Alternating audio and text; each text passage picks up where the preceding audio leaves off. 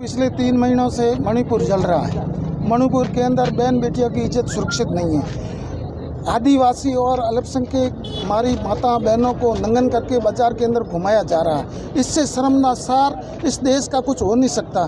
देश के अंदर एक डबल इंजन की सरकार और देश को मजबूती देने वाले लोग, यही देश की डबल इंजन की सरकार है जो बहन बेटियों को सुरक्षित नहीं रख सकती है। हो सकता है कोई काम हो सके, लड़ाई हो जाएगा, झगड़ा हो जाएगा, वो बात अलग है, परंतु आज से पहले भारत की संस्कृति है कि भारत की संस्कृति के अंदर हमारी बहन बेटियों की इज्जत पहली प्राथमिकता, और देश के अंदर ऐसी बहन बेटियों की इज्जत जानबूझकर एक झुंड जो बहन बेटियों को घरों से निकाल कर उनको नंगन करके बाजार में घुमाने की जो बात कर रही है, ये देश को शर्मसार करने की बात है।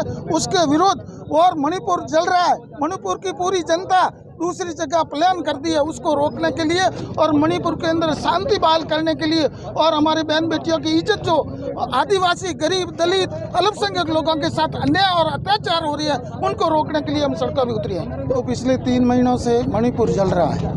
मणिपुर के अंदर बहन बेटियों की इज्जत सुरक्षित नहीं है। आदिवासी और अल्पसंख्यक हमारी माता बहनों को नंगन करके बाजार के अंदर घुमाया जा रहा है। इससे शर्मनाक इस देश का कुछ हो नहीं सकता।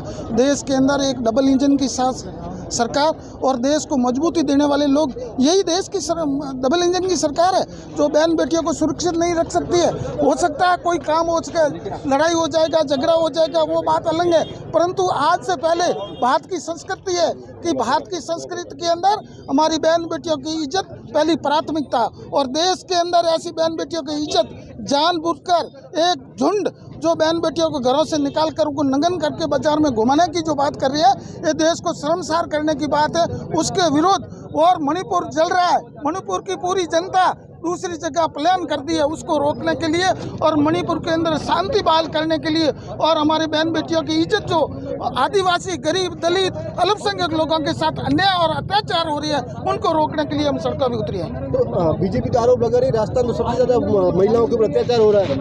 ये आरोप लगाना उनका कारण है कि उनके खुद का सिर शर्म से नीचे झुक रहा है, और उनको शर्मसार करने वाली जो घटना हुई है उसको छुपाने के लिए राजस्थान के लोकप्रिय मुख्यमंत्री जी ने जो कानून व्यवस्था बना के रखी है, जोधपुर के अंदर जो घटना हुई बहुत निंदनीय घटना है, और ऐसे दरिंदे उनको फांसी मिलनी चाहिए, और 12 घंटे के अंदर जिन्होंने भी बदमाशी किया उनको सलाखों के पीछे डाल दिया। कल हमने सब सोशल मीडिया पे बताया कि चौहटन के अंदर एक दलित महिला के साथ बलात्कार करके जला दिया। ऐसी झूठी बातें फैलाने वाले उनके खिलाफ कड़े से कड़ू कानून होना चाहिए। वो एक परिवार के थे और उसके साथ जो लड़का था उनके परिवार का भाड़ेज था।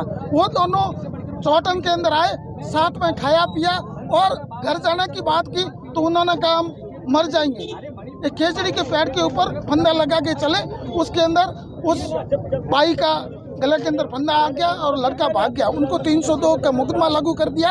ऐसी झूठी अफवाह फैलाकर जनता को भ्रमित करके देश को, कांग्रेस सरकार को बदनाम करने की कोशिश कर रहे हैं। ये जनता जान चुकी है। आने वाले समय के अंदर इसका जवाब देंगे और इनको उखाड़ के फेंकने का और इनको सिधाने का समय आ गया। देश के अंदर जो नारी शक्ति का सम्मान करने के बड़े बड़े होल्डर लगाने वाले, उनको शर्म नहीं आती है कि माताओं बहनों की क्या इज्जत है, हमारी भारत की संस्कृति क्या है। भारत की संस्कृति के अंदर माँ और बहन की इज्जत करना हम सबका दायित्व है। उन्होंने बहन बेटियों को नंगन करके बाजार में घुमाना, इससे शर्मनाक बात हो नहीं सकती है। पूरे विश्व के अंदर इसकी भर्त्सना हो रही है, उसको छिपाने के लिए ये गलत बात, गलत बयान और झूठी अफवाह फैला रही है। तो टोटल के अंदर जो महिला, जो सौदा महिला का, महिला का वीडियो वायरल किया, उसके खिलाफ कोई कार्रवाई करेंगे या? बिल्कुल कार्रवाई होनी चाहिए, बिल्कुल कार्रवाई होनी चाहिए। पोस्टमार्टम किया, उस लड़की का शव नीचे उतारा और पूरे उसके समाज के लोग थे, पोस्टमार्टम करके शव उनको सुपुर्द किया।